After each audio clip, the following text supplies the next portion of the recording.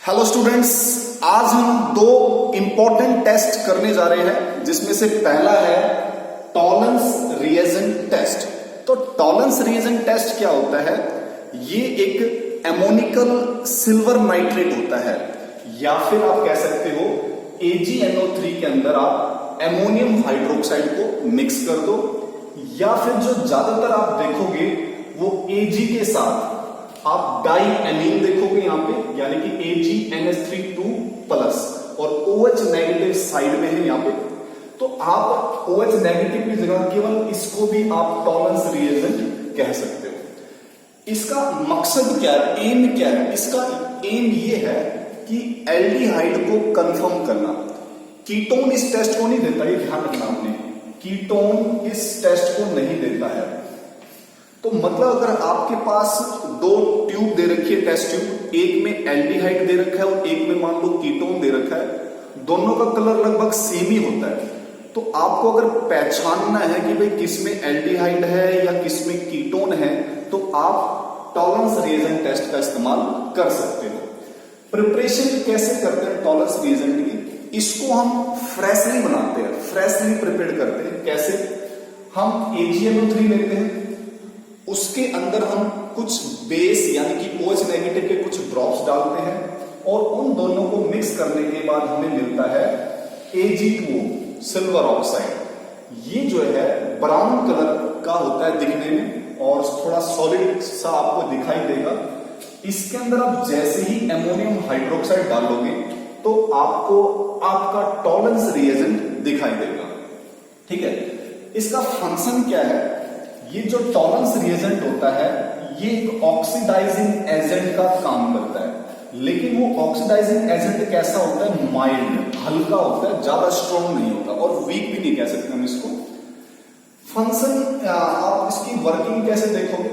मान लो आपने एल्डिहाइड लिया, ठीक है, या फिर आप ऐसे समझो इसको कि जो आपको दो टेस्ट ट्यूब दे रखी थी, दो टेस्ट ट्यूब दे रखी थी, जिसमें एक में एल्डिहाइड है और एक में कीटोन है, लेकिन आपको नहीं पता कि किसमें एल्डिहाइड और किसमें कीटोन है। तो आपने एक टेस्ट ट्यूब उठाया, उसके अंदर हम फिलहाल हम समझ लेते कि एल्डिहाइड है, लेकिन हमें नहीं पता, हम अपनी तरफ से एज्यूम कर लेते हैं।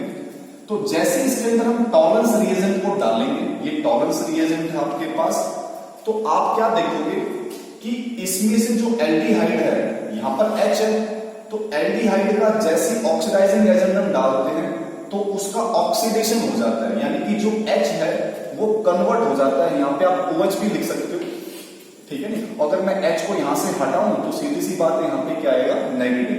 तो कहीं ना कहीं तुम्हारा एल्डिहाइड से क्या बन गया? एसिड बन गया। तो क्या हो गया? ऑक्सीडेशन हो गया। और ऑक्सीडेशन कौन करवा रहा है? Oxidising agent. और ये ऑक्सीडाइजिंग एजेंट कौन है? Tollens reagent. ठीक है, साथ में आपको दिखाई देगा सिल्वर कलर का एक प्रेसिपिटेट। ठीक है, कैसे? जैसे आप इसके अंदर आपके पास मान लो एल्डिहाइड था, जैसे ही आपने टॉलरेंस रिएजेंट को डाला तो आप क्या देखोगे कि जो टेस्ट ट्यूब के जो साइड में है, बिल्कुल टेस्ट ट्यूब के जो आउटर बाउंड्री है, वो आपको सिल्वर कलर की अपीयरेंस दिखाई देगी। उससे हमारा ये कंफर्म हो जाएगा कि वो जो आपके पास सॉल्यूशन दे रखा है या जो भी आपके पास कंपाउंड दे रखा है वो एल्डिहाइड। क्लियर? अगर आपने कीटोन यूज किया, ये कीटोन है, ठीक है, तो कीटोन के अंदर जैसे आप टॉलरेंस रिएजेंट को डालोगे तो वहां पर नो रिएक्शन होगा। यानी कि अगर आपने उस टेस्ट ट्यूब के अंदर, किसी टेस्ट ट्यूब के अंदर जिसके अंदर कंपाउंड भरा हुआ है, और बाई चांस अगर वो कीटोन है तो उसके अंदर आप सिल्वर ये टॉलरेंस रिएजेंट डालोगे तो कोई भी टेस्ट नहीं होगा। मतलब ये है कि कीटोन टॉलरेंस रिएजेंट टेस्ट नहीं देता है, केवल और केवल एल्डिहाइड देता है। नेक्स्ट चलते हम फैलिंग सॉल्यूशन टेस्ट पर। फैलिंग सॉल्यूशन टेस्ट भी जो है ये एल्डिहाइड को कंफर्म करता है, कीटोन की रिएक्शन ये भी नहीं देता है। ये इसके दो पार्ट होते हैं। पार्ट ए आपके पास है कॉपर सल्फेट CuSO4 0.5H2O, जबकि दूसरा पार्ट आपके पास है साल्ट ऑफ टार्ट्रिक एसिड। ये साल्ट ऑफ टार्ट्रिक एसिड क्या होता है? ये दिखने में कुछ ऐसा होता है इसका स्ट्रक्चर कि यहां पर आपके पास COO है, ये आपके पास COO की पोटासियम, OH, OH, H और H, ठीक है। इसको हम इसीलिए कहते हैं सोडियम पोटासियम टार्ट्रेट। सोडियम भी है इसमें और पोटासियम भी है। इसका एक और नाम है रोसेल साल्ट, इसको रोसेल साल्ट से भी जाना जाता है। तो ये जो कॉपर सल्फेट होता है ये तो ब्लू कलर का होता है, इसीलिए इसको ब्लू विट्रल भी बोलते हैं, ठीक है नहीं। और इसका कोई कलर इतना नहीं होता है, ठीक है नहीं, ये ज्यादा कलरफुल होता है। तो जैसे ही आप इन दोनों को मिक्स करोगे तो आपके पास एक कॉम्प्लेक्स दिखाई देगा, और वो कॉम्प्लेक्स कैसा होता है, ब्लू कलर का होता है, डीप ब्लू कलर का। और वही डीप ब्लू कलर क्या होता है, हमारा फेलिंग सॉल्यूशन होता है, ठीक है। तो वो हमारे पास कैसा होता है, फेलिंग सॉल्यूशन। और ये कैसा होता है, ये भी एक ऑक्सीडाइजिंग एजेंट होता है। कौन सा oxidising agent, mild oxidising agent, clear. तो जैसे हमने कहा था कि ये केवल एल्डिहाइड को ही बता पाएगा कि एल्डिहाइड है या नहीं है, कीटोन की रिएक्शन ये भी नहीं देगा, ये ध्यान देना, कीटोन की रिएक्शन नहीं देगा। तो आपने मान लो कोई एल्डिहाइड लिया, ठीक है, उसके अंदर जैसे ही आप फेलिंग सॉल्यूशन डालोगे, फेलिंग सॉल्यूशन क्या होता है हमारा, Cu2+, कॉपर 2+, जो कि क्या है, डीप ब्लू, ठीक है। इसको मैं यहां पे लिख रहा हूं फेलिंग सॉल्यूशन।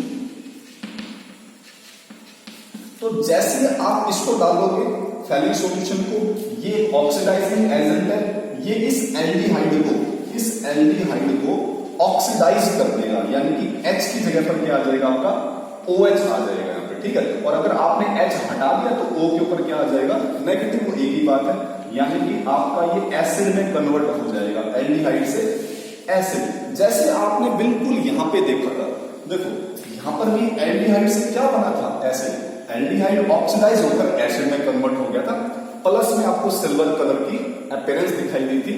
यहां पर भी ऐसे होगा, ये जो एल्डिहाइड है ये एसिड में कन्वर्ट हो जाएगा, और जो कॉपर +2 है ये कन्वर्ट हो जाएगा यहाँ पे Cu2O।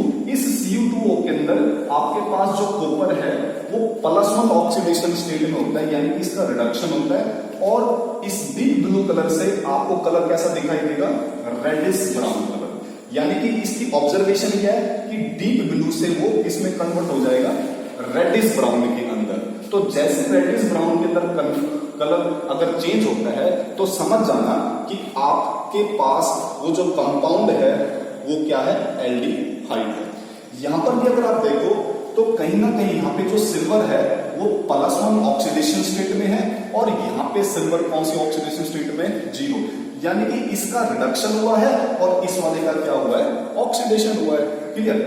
एक क्वेश्चन हम करते हैं यहाँ पे, अगर आपको एक बेंजल्डिहाइड दिया हुआ है, मान लो ये एक बेंजल्डिहाइड है, और मैं आपसे कहूं कि आपके पास एक टॉलरेंस रिएजेंट है, TR से मैं इसको डिनोट कर रहा हूं, और एक फेलिंग सॉल्यूशन है, तो बताओ इस बेंजल्डिहाइड की जो रिएक्शन है वो कौन परफॉर्म करेगा, वो टॉलरेंस रिएजेंट परफॉर्म करेगा या फेलिंग सॉल्यूशन करेगा।